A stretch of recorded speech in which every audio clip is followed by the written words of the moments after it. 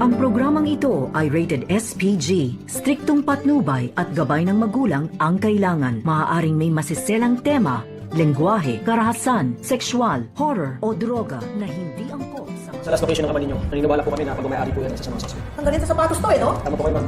Pati nga po yan ng sapatos po babae. Agad naman nagtungo itong si Giselle at RJ sa presento at kasama na nga dito itong si Annalyn.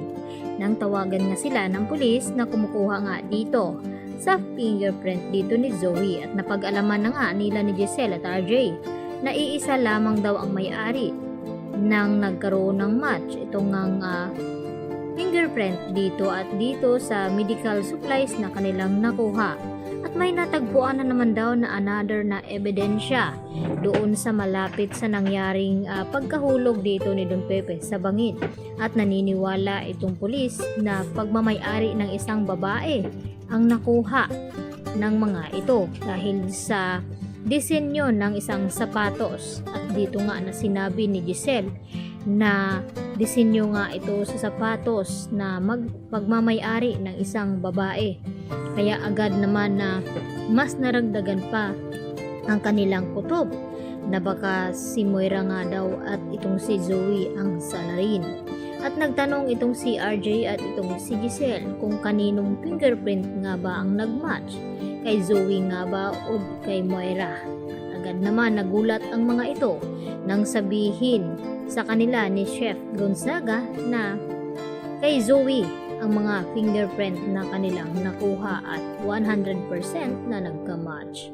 At dito pa naman na agad na tumawag itong si Manang Silya at ibalita dito kay Giselle na may sapatos daw na narito sa bahay ni RJ na agad naman na nakaagaw pansin sa kanya dahil kabago-bago daw ng sapatos na ito ay nasira agad. At pinikturan naman ni Aling Silya at ipinadala dito kay Giselle. At agad na umuwi itong si Giselle upang makumpirma niya kung kay Zoe nga ba ito. At dito nga nagulat itong si Giselle nang mapagtanto na kapareho ito sa ebidensya na ibinigay ng mga pulis sa kanila. At wala nang duda, kumpirmado na ni Giselle na ito ngang si Zoe ang isa sa mga mastermind ng nangyari dito nga kay Don Pepe. At agad din na tinawagan ni Giselle itong si RJ upang ipaalam na nakita na nga niya ang disenyo ng isang sapatos doon sa bahay dito ni RJ.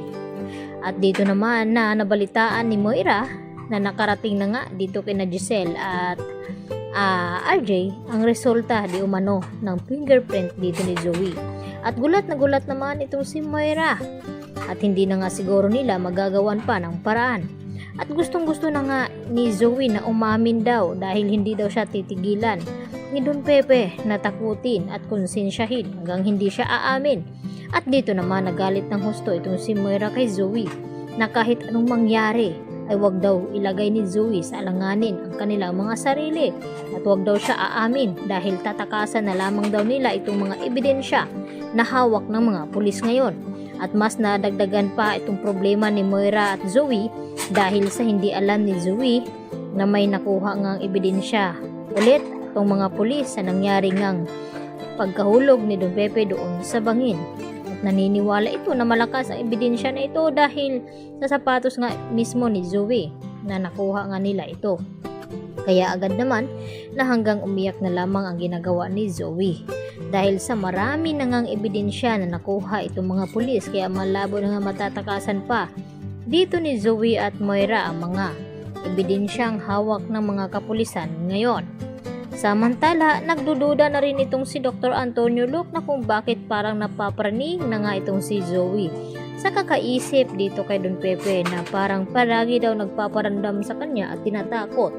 At nang pasukin nga nila ito dito sa ICU ay dito na naman na tinakot itong si Zoe at namaligmata na nagkamalay na nga itong si Don Pepe at dito nagumanti sa kanya at hinawakan siya ng mahigpit hanggang sa napasigaw na lamang itong si Zoe na ikinagulat naman ni Dr. Antonio. Kaya yan naman ang ating pakaabangan mamaya mga kapuso dahil kabado na nga ngayon itong si Moira at Zoe sa mga hawak na ebidensya na nakita na nga dito nila RJ at Giselle At wala na nga duda na may kinalaman nga itong si Zoe at Moira. Yan lang po at marami pong salamat sa inyong panonood.